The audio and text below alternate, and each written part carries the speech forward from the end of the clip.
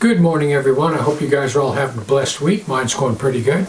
I had a couple of people wondering, why do you every once in a while load a video on Friday night? Well, it's very simple. I'm going someplace on Saturday.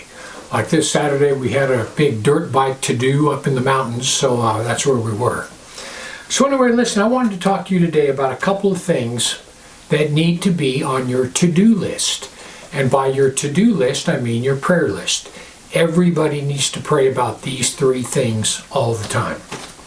And the first one, of course, comes from Matthew 9:37. And it's about praying for the ministry of other believers, especially those who are sitting idle. And this is what he says. Then saith he unto his disciples, the harvest truly is plenteous, but the laborers are few. Pray ye therefore the Lord of the harvest that he will send forth laborers unto the harvest. People, prayer is very, very powerful. And by praying for the ministry of other people, you can break the stronghold that the demonic forces have on them. So always pray for the ministry of other people and pray that the Lord will send forth laborers unto the harvest. Almost every day when I walk Brody in the morning, that when we get off on our walk, one of the first things that I do is I pray for every one of you, and then I pray for all the ministries of all believers that I've never met. And I pray that God will help them to flourish. It's just one of those things that if you're doing something, you get in the habit of doing it, you'll do it all the time. And the next one is forgive everyone.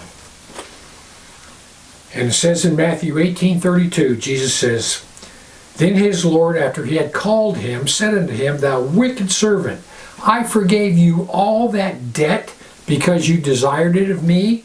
Should you not also have had compassion on your fellow servant, even as I had had pity on ye? And his Lord was wroth, and delivered him to the tormentors till he should pay all that was due unto him. So likewise shall my heavenly Father do unto you also, if ye from your heart forgive not every one his brother their trespasses. People, listen.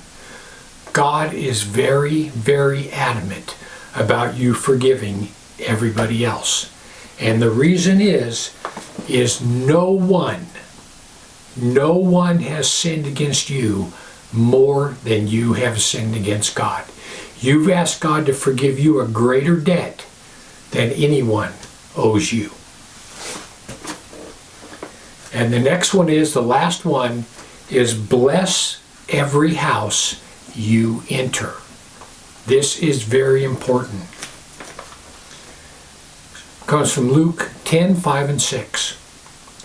And into whatsoever house ye enter, first say, Peace be to this house. And if a son of peace be there, your peace will rest upon it.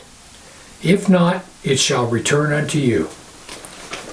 How many people do you know? How many households do you know that are absolutely full of strife and hostility? How many houses do you know where an angry person lives in that house? By you taking the time to stop before you knock on the door and place your hand on the threshold of the house and say, Heavenly Father, I pray that peace will come to this house. I pray, Father, that anyone in here that's angry, anyone that's hostile, Father, I just pray, Lord, that you will bless them with your love, joy, and peace. People, listen, you can change people's lives by praying over their house. So anyway, that's three things that the Lord has asked us to put on our to-do list. Number one, pray for the ministry of all other believers. Number two, forgive everyone. God has forgiven you more than you need to forgive anybody else. And number three, bless everyone's house that you enter. Anyway, listen, if you'll remember to do these things, for other people, God will certainly bless you. Anyway, I just want to give you something to think about. Heaven or hell, you choose. Just remember, once you take your last breath, it's a done deal.